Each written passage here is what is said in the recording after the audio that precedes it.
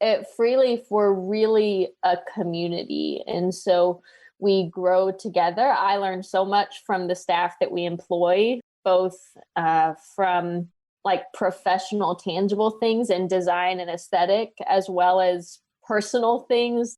It's very mutual. It's not top down. It's everybody impacting and learning from everybody else. And so the richness of that experience, I think I wasn't initially expecting.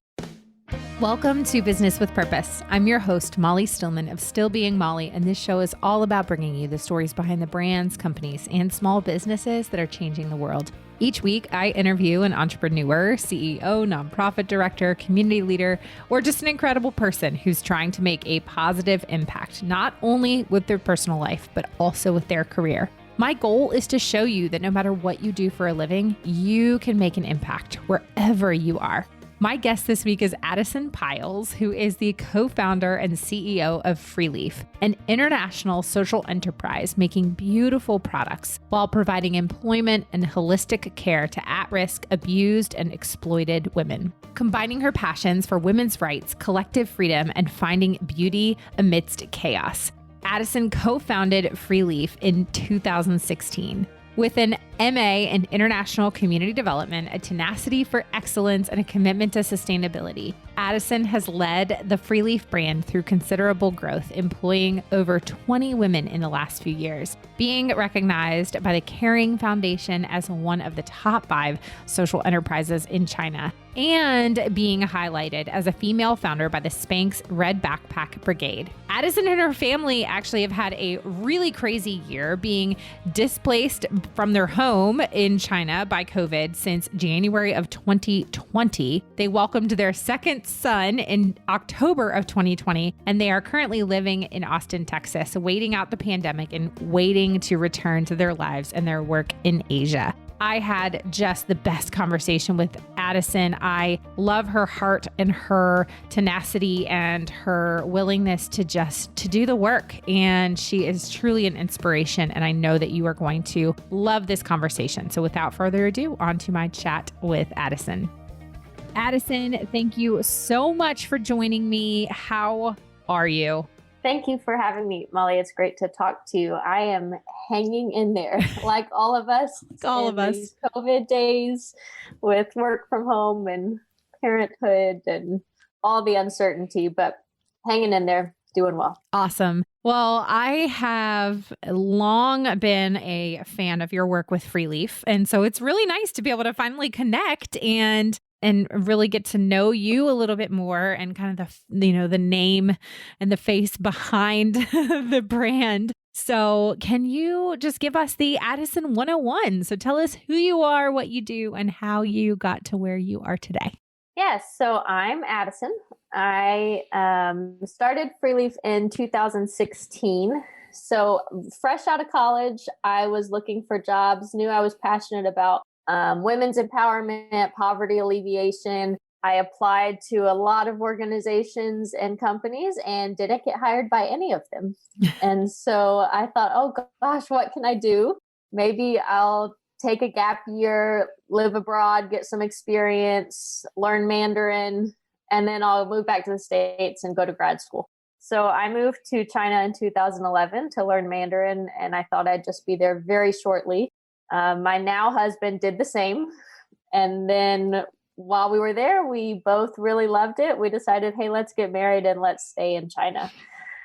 So then from there in 2015, I had a mutual friend who's a local Chinese woman named Yai. And we were both excited about women's issues and supporting women in the community. And so we just kind of started talking to people, hearing people's stories. We talked to women who had experienced domestic abuse, women who were homeless.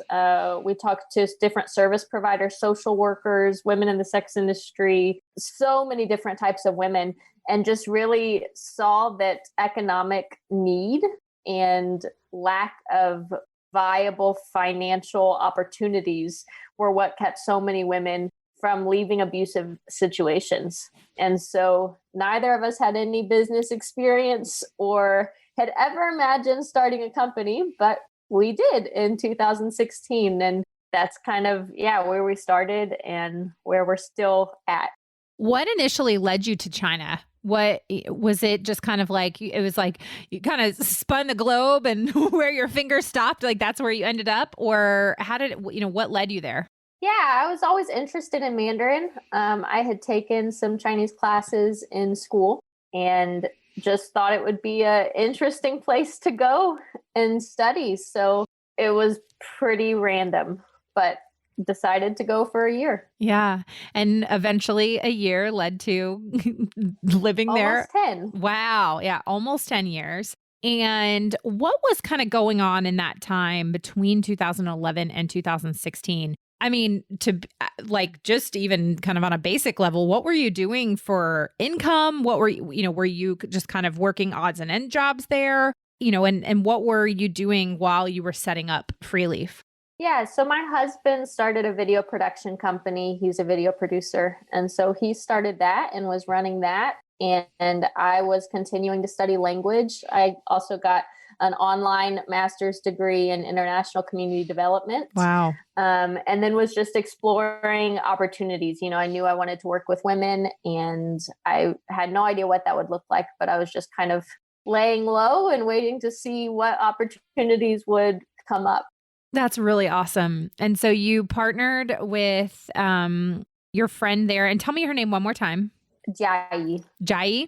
Mm-hmm. And so you partnered with Jai, and where did you knew kind of like a general idea of what you wanted to do with Freeleaf. How did you begin to kind of iron out those details and begin to set it up in a way that you were like, okay, this is what it's going to really look like on a practical level? And then obviously, as we know with any business launch, eventually there has to be changes and pivots, and you start things thinking it's going to go one way, and eventually you're like, oh, no, going to have to do this a different way. So, what were some of those early stages as you were working with her to get Freeleaf off the ground? Yeah, so we actually did not want to start a business in the beginning. Again, we had no business experience. She studied journalism in college, and I studied international development.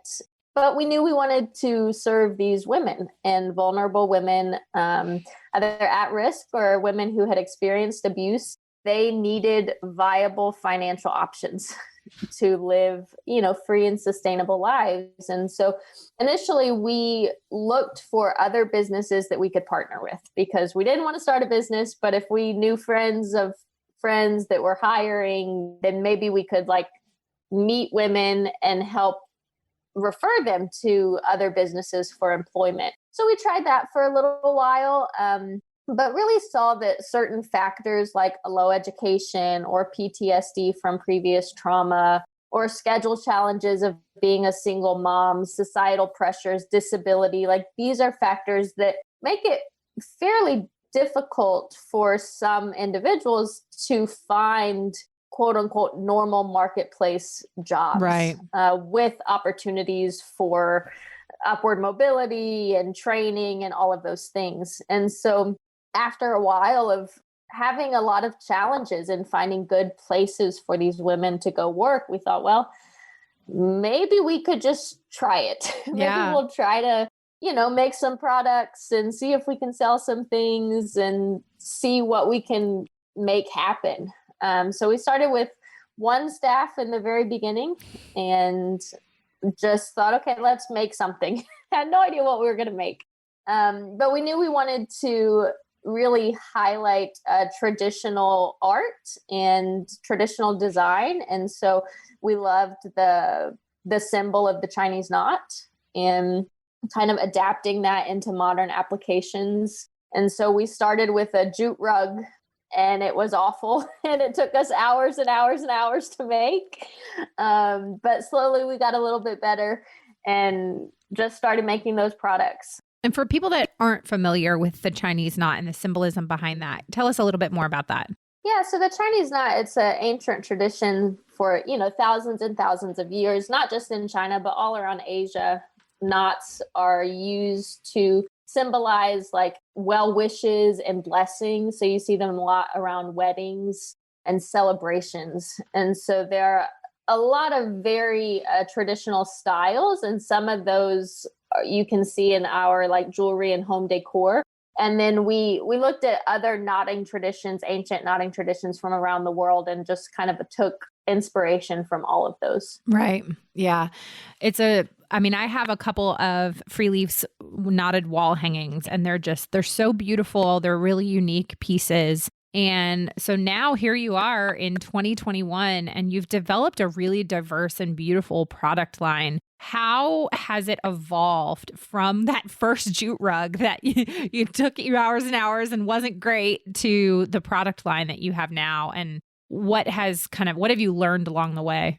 Yeah, so we started with home decor very intentionally. We knew that jewelry is a really popular market for women's empowerment and fair trade type companies, but we felt like it was a pretty saturated market. And so we wanted to create something that was unique and was really different. And so we started with home decor. Started first with those rugs. We had a few different types of rugs, and then moved into bowls and coasters. Wall hangings are really recent.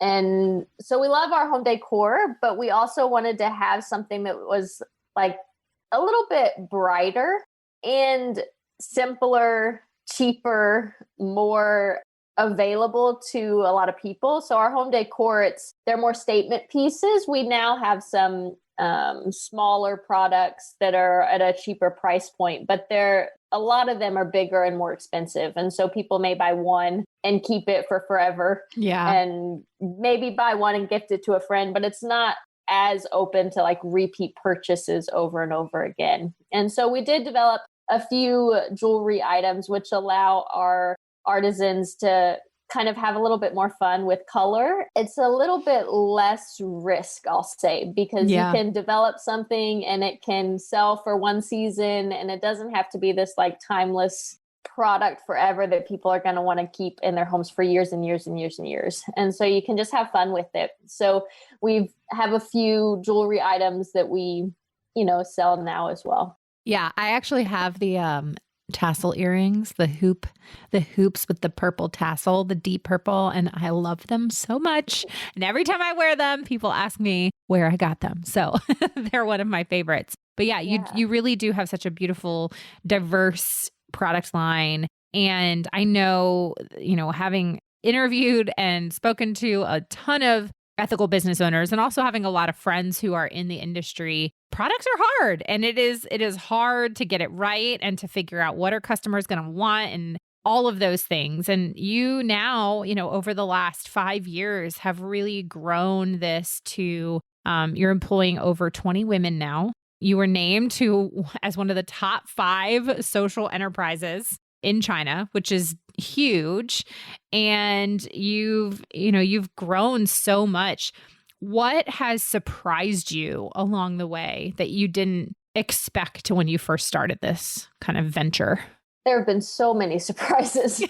Everything from how hard it is to develop a product, right? You think, hey, just make something beautiful, and that's pretty easy, but it's not. Source the materials, to make sure everything is ethically made in the sourcing chain, design products, to photograph them, to sell them. Like it's all so much harder than I thought it would be. I've also been really surprised by the community that we've developed at Freeleaf. We still have several of the staff that started with us back in 2016 that are a part of our team and have really grown to be like cornerstones of our company. So the first staff that we ever hired who started making that terrible rug, it took us hours and hours. I remember listening to Taylor Swift with her, and she didn't speak any English. My Mandarin was decent, but not great. And we're sitting there trying to make a rug and just figuring it out as we go. But now she is our key designer. Amazing. And she handles the quality control and just works at this really, really high level in our company. And I love that. I love that we're a community of women that really learns from each other and grows together.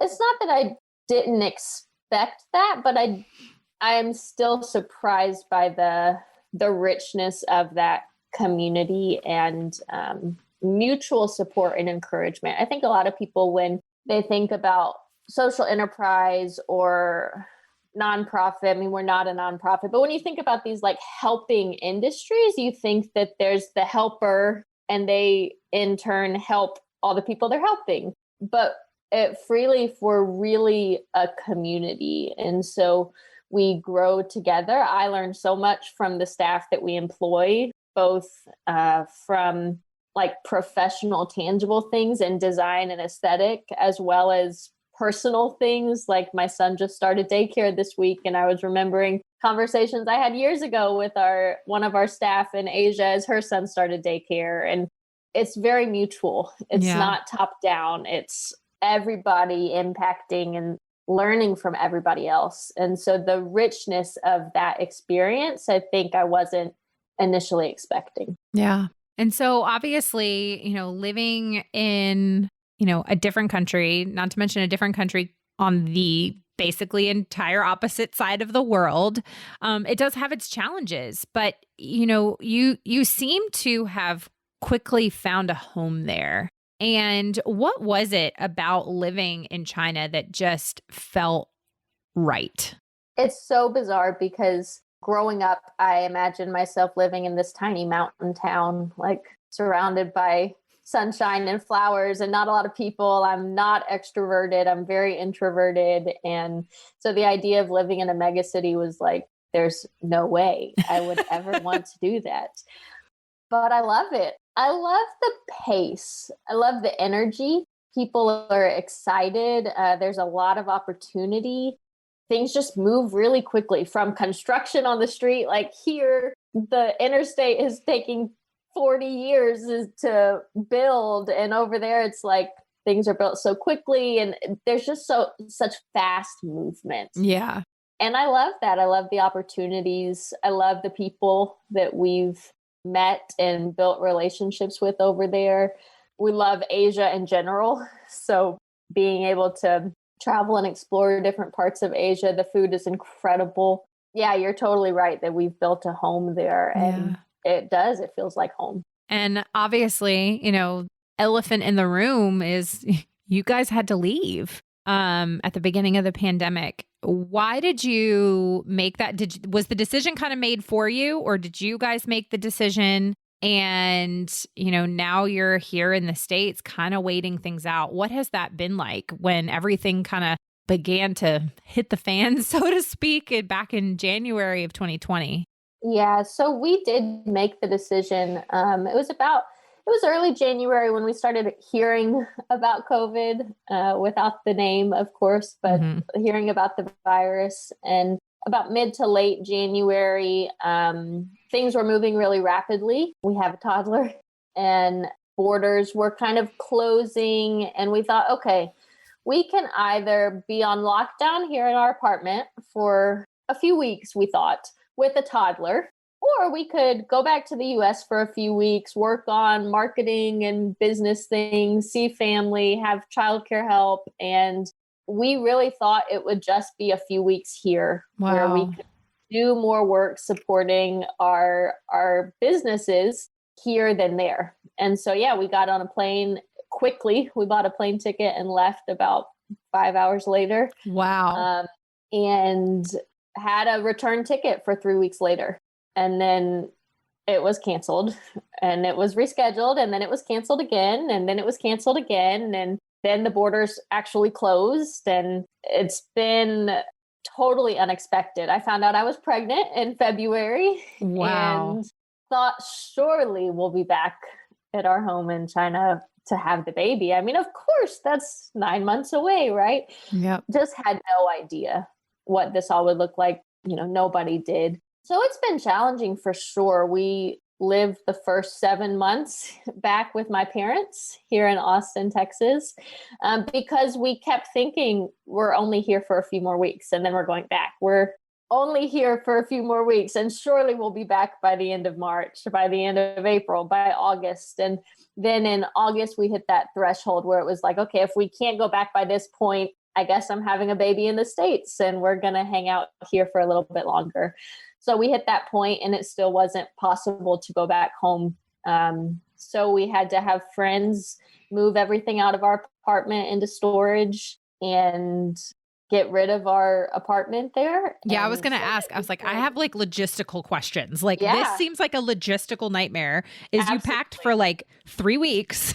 Yep, I know. We had to completely get new wardrobes every season change. And so we had to find a storage unit. We had friends pack up our apartment, move everything into storage. Those are some good friends. Absolutely. Wow. And then that freed us up to be able to rent a place here, to afford to rent a place here. And we scoured Buy Nothing and different Facebook groups to furnish a place here. We moved in September. I had a baby in October. And now we're here. You know, we still feel like we're playing that game of, okay, surely we'll be back by February was our initial thought. Surely now February is almost here and it's not going to happen. Yeah. And so we don't know. At this point, I'm thinking we might be back in the summer, hopefully, but really have no idea. So this year, like everybody else, you know, we've had to pivot. And from a business perspective, Freeleaf, it was always our goal for Freeleaf to be sustainable and for it to be run by locals and not rely on kind of a foreign presence like on the ground. And so that has happened over the last year. Wow. Unexpectedly, but Jai is over there and doing an incredible job managing the team. When COVID first hit, our Asia office shut down for 6 to 8 weeks. Wow. Nobody could come into the office. And then even after the economy kind of picked back up and things opened up, we employ a lot of single women who did not have childcare, which we all understand here as well as being so challenging. But we had to adapt and find ways to help support these women to get childcare. We actually started a daycare. Wow. And several of our staff bring their children to our daycare now so that they can go to work. And then in March, COVID hit the US, which drastically impacted our sales. And we had just brought in a full-time US director because I'm usually overseas. And for the first 3-4 years, me and Jai were managing everything from China. And so we had just hired a full-time US director to help manage things on the ground here. And then the pandemic hit here and sales got hit really hard. And we were wondering, how are we going to, make payroll in the US? But we've just been really fortunate. We received the Spanx Red Backpack Brigade grant earlier in the year and had a few key sales and have been able to keep going and build a lot of sustainability into our business that I don't think we would have gotten here had we not had these big challenges to kind of get over. Wow. I mean, that is what a testimony for number one, because I mean, like I said, I'm just sitting here listening to you tell your story and I'm thinking to myself, I'm like, she packed a toddler, got him on a plane from China to Texas, which is not a short flight, in like a 5-hour span, thinking she's going to come for 3 weeks. Then all of a sudden, you know what hits the fan and you're trying to run a business. You find out you're pregnant. I mean, like, that's a lot of things. And the fact that you are sitting here still, I think, relatively sane, like that's incredible. But I love your perspective because I think a lot of people, I'm just going to be real straight up honest. Like, I think a lot of people would have crumbled under the pressure. And I don't mean that to sound like real bleak, or maybe it's just those situations that sometimes refine us where we're going through these. I mean, you feel like you are climbing up Mount Everest. And as a person of faith, like for me, just knowing that like sometimes God puts us in those moments where it's like, we just feel like, Lord, there is so much happening around me. How on earth am I going to be able to do this? And, between family things and COVID things and business running, and then here kind of through it all, the blessing of, being a little bit more sustainable and the pivoting and having to really get creative. And I've talked to so many ethical brand owners over the last, probably, 8 to 10 months, 11 months now. And they've all said the same thing. A lot of times it's like you pivot or you're going under. And we've seen a ton of companies close during this time. So to see you kind of going through this season and refining things and coming up with more sustainable systems, that's huge. So I say all that just to say, like, you're awesome. I'm going to encourage you just for a minute because I'm just blown away by your perseverance in the face of a whole lot of things. So. Yeah. I mean, it has been wild, and I appreciate that. I'm all about normalizing mental health. I mean, there have been so many days and weeks where it felt like we're not going to make it. Yeah. And being completely overwhelmed. And I started, anxiety medication in the spring, and medication for me has helped normalize those things to help me be able to keep going. I think for all of us in this season that's so challenging, it's about identifying what you can and what you can't do, and what support you need in order to make it possible. And from both a business and a personal perspective, I think we had to focus on the core. And so our business, we had these big plans of growth and starting new things. And it was like, okay, we can't do that. Let's focus on the core. What is the core of our business? Who are the staff that we have to care for and maintain? And some of those further reaching things just have to pause and wait. And from a personal perspective as well, we really just had to focus on the core of our family and what we have to have in order to make it, and let go of those larger maybe expectations or hopes or pressures that we put on ourselves, and say, we just gotta make it. And we have, thank the Lord. Yeah.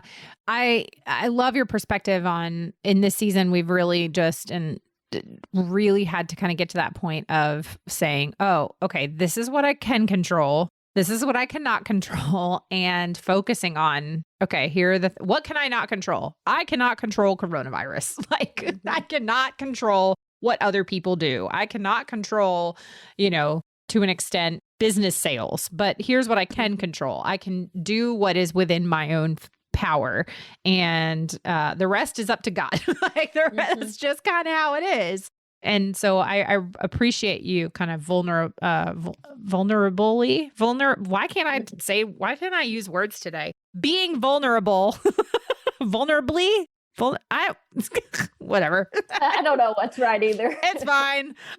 Being vulnerable, in honestly sharing that perspective, because a lot of people, kind of just removing that stigma around mental health and anxiety, and especially moms, we kind of have next level anxiety, because it's like we're juggling all of these things, both in a real sense and also kind of mentally, just these different million. Sometimes I feel like I have a million tabs open. They're all, there's a video playing in the background. I don't know which tab it's in. Got Peppa Pig going. There's something happening in a tab in my brain, and I don't know how to access it and shut it off. Why did I sound like Northy? I didn't know how to access it. I don't know why that accent came out, because I don't know. Anyway, it is what it is. I'm going to take a quick break from my conversation with Adisyn to thank our partner of the show, and that's Mama Suds. It is time for a spring clean refresh. So let's get that home sparkling the safe way with Mama Suds. Castile soap is the superhero of soaps. It really does all of the things from the windows to the walls. It is truly the only soap you need. I mean, what can you do with Mama Suds Castile soap? You can clean the floors, scrub the counters, bathtubs, tile, clean the baseboards, the windows, the blinds. You can even use it to clean the carpets. So grab yourself a gallon of Mama Suds Castile soap and start tackling all of your spring cleaning to-dos at mamasuds.com and use the coupon code Molly for 15% off your order. Now back to my conversation with Adisyn. I'm curious, how has it been? Because obviously I know that you're communicating with your colleagues and your staff in China. What has it been like for them? What, are there any stories of kind of what they've been going through that you can share? Yeah, I mean, they have gone through very similar things to what we're going through now, albeit they did not go through it quite as long as we're going through it now. And as things are dragging out here, it's so difficult to get things under control here. But they went through the same things. Moms not being able to go to work because they have kids at home and they don't have anybody to watch their kids and they can't afford to put them in daycare all the time. And so having to figure that out, fear over a virus and getting sick and losing loved ones, and having family members lose their jobs, and that strain, having family members have to get work in different cities, and spouses being separated, having to work, Monday through Friday in a different city because they lost their job and at home. And so it's been challenging. They have also really come together to support each other. And since the office opened up, and they've been able to meet together and help each other figure out how to solve their problems and just rely on each other a lot. Yeah. Yeah. Community, I mean, and the difficulty of being able to physically be in community with people through this time has really had to get really creative. And I just had lunch today with a friend, and we sat outside at, just kind of on my back deck. And then when we went inside, we had to wear masks. And I was like, why do we live in this society right now? This is the worst. But you get creative, because even though it was freezing out at the time, it's like, we're going to make this happen because I need to see another adult and have a conversation over lunch with an adult and not about whatever kid thing my kids want to talk about at the moment. I love them. I love spending time with my children, but sometimes I'm like, I need a female friend that I can have a conversation with about home decor and paint colors and and picking out sinks. Yeah, absolutely. A really cool thing that I saw that's just happened this year is, again, back to that idea of we are mutually encouraging each other and mutually supporting each other. So our team in China, in about, I guess it was March, April, when things got really bad here, and our team raised funds, both like our staff, and they went out to their community and they bought 11,000 masks and shipped them over here to us. Wow. Because at that time we couldn't get masks here. Yeah. And there are so many stories about hospitals not having enough equipment. And so I, on the ground here, identified some organizations like Austin Disaster Relief that was working with agencies here in Austin that needed PPE. And so our team shipped 11,000 masks, and we were able to distribute those to hospitals and law enforcement and different organizations here that were doing work on the ground. So that to me was just such a picture of, like, again, when people think about Freeleaf and they think about the story of social enterprise, they think that it's kind of top down. It's the employees, the artisans, the at-risk or vulnerable women that are really benefiting from this company. And that's true. But here I am, displaced in America, in my own home country, where things are going really poorly here. And this community of women in China, after they've just gone through their own version of the pandemic, now they're coming together to gather resources to support the vulnerable here in Austin. And it was incredible to see them rally together to support us and vulnerable women in communities they don't even know about here. Yeah. Just really, really neat. That's incredible. So obviously here we are, we're, by the time this airs, we're in spring of 2021. You're hoping, cross fingers and all appendages, that you're going to be back in the summer.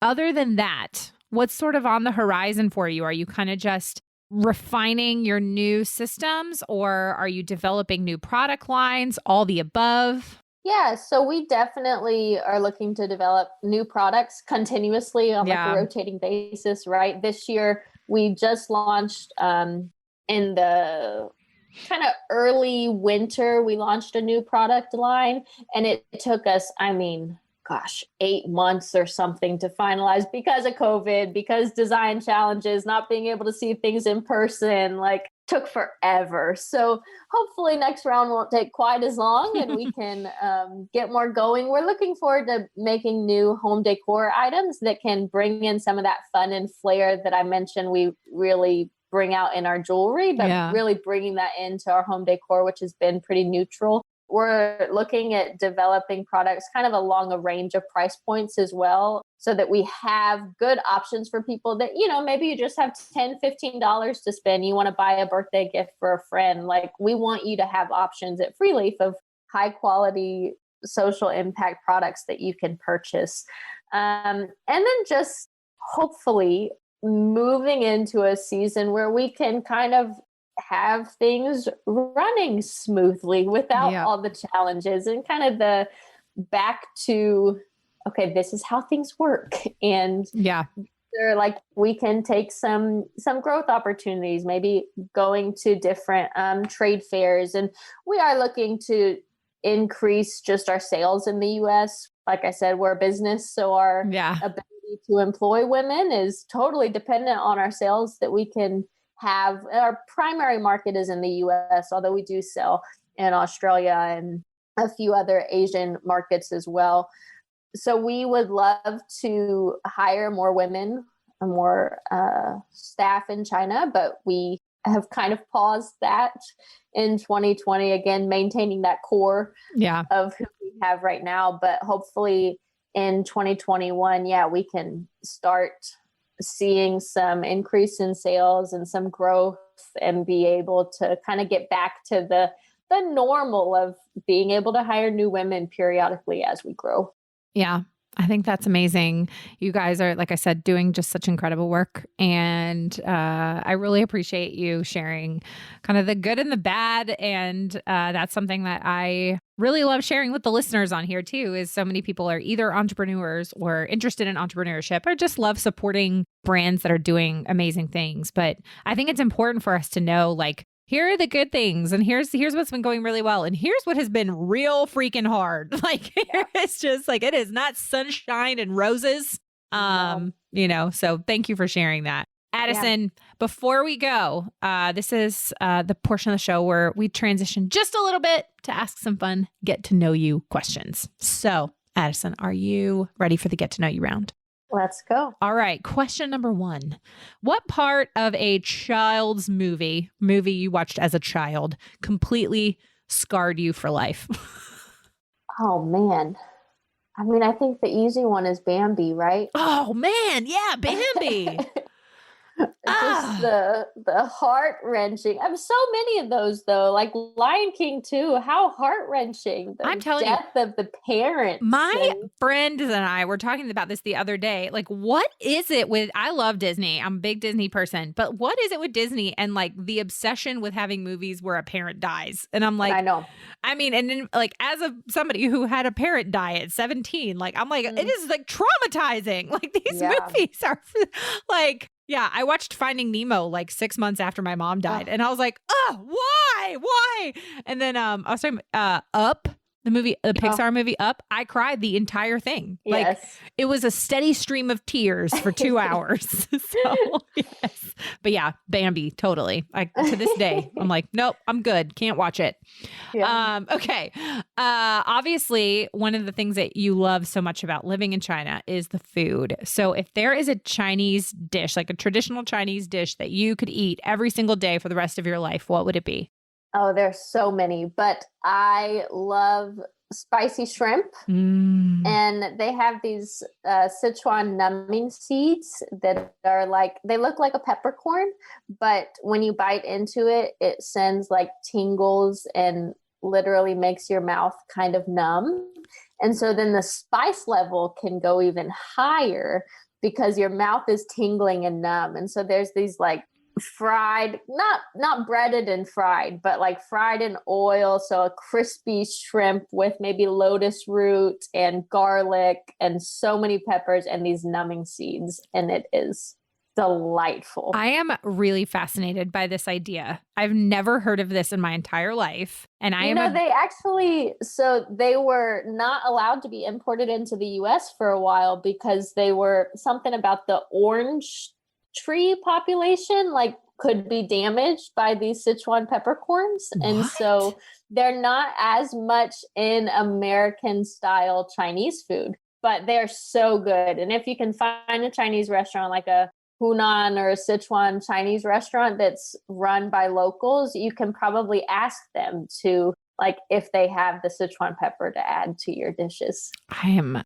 fascinated by this. We found one in Austin and we like to go there and tell them to make it local and they'll add the numbing to it. And it's just so good. I am fascinated by this. I really need to I'm going to hunt this out. I don't know if there is a place around here, but I'm on a mission and I will report back. Yeah, do it. Okay.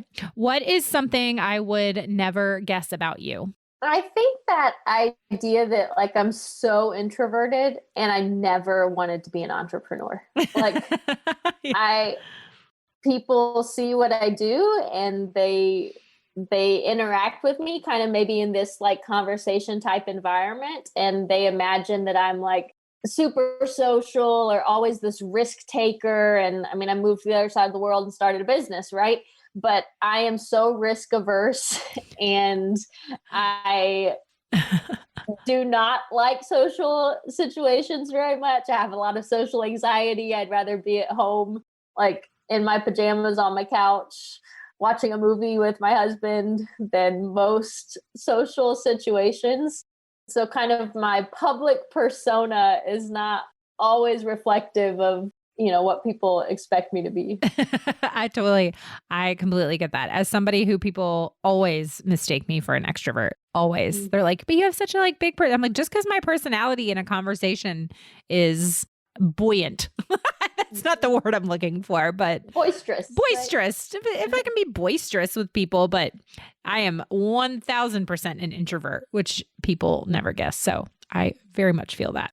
Okay. And then this is my last question that I ask all my guests. And that is, what does it mean to you to run a business with purpose? Yeah, I think for me, it's about coming together with our staff and our buyers, every step of the business process and the journey to really come together and create beauty and growth. Mm-hmm. So both in our business and our products, as well as in our personal life and kind of this holistic sense to create beauty and growth together. I love that. Adisyn, thank you so much for joining me. This was such a pleasure to have you on. And I am praying big, bold prayers that you can get back to your home in China soon and that all your stuff is safely in a storage. Oh my gosh. All moldy, probably. I cannot imagine how stressful that is. So I am praying that you have no more complications with that. And you have some pretty awesome friends to help you with that. Yeah. Well, thanks so much for having me. It's been great to talk to you and I would just really appreciate it. I would love to know what you loved about this episode or if there was something that you learned. If you do, let me know on social media. You can find me at Still Being Molly or at Business with Purpose Podcast on Instagram or Facebook. And don't forget to use the hashtag Business with Purpose Podcast. Another thank you to our partner of the show, Mama Suds. Don't forget to use that code Molly for 15% off and shop at mamasuds.com. Thank you so much for listening to this week's episode. If you're a first-time listener of the show, welcome. Be sure to visit the archives for past shows featuring incredible entrepreneurs and business owners who are quite literally changing the world with their businesses. And if you're a regular listener, thank you for tuning in and week out, and thank you for your support.